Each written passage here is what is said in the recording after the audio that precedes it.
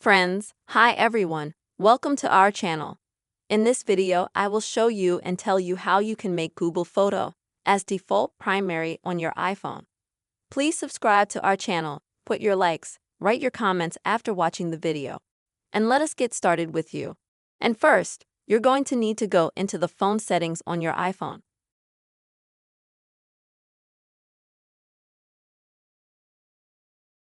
Next, when you go to Builders, here you'll need to tap on your name to go to your Apple ID.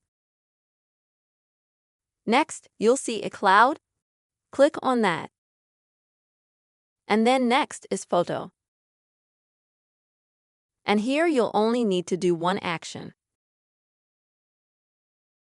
That's to disable synchronization between your photos and the gallery as well as iCloud. So that's the way I have it right now. If you have it enabled, then you need to turn it off. After that, you can log out.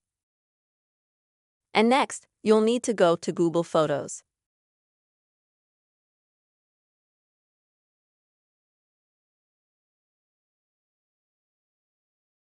And then you can see that in the top right corner where your image account is, you'll see a line like this, which will be getting bigger all the time.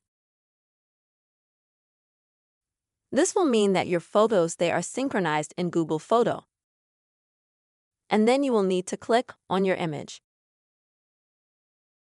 And then go to Google Photos to Settings. And this is where you'll need to open Backup. And here you'll be able to just see and make sure that your photos are now going to be synchronized with your iPhone and Google Photos storage. That's it for now though, folks. This is how you will be able to make your Google Photos the default primary on your iPhone. Subscribe to our channel, give us likes, and don't forget to write comments. See you soon.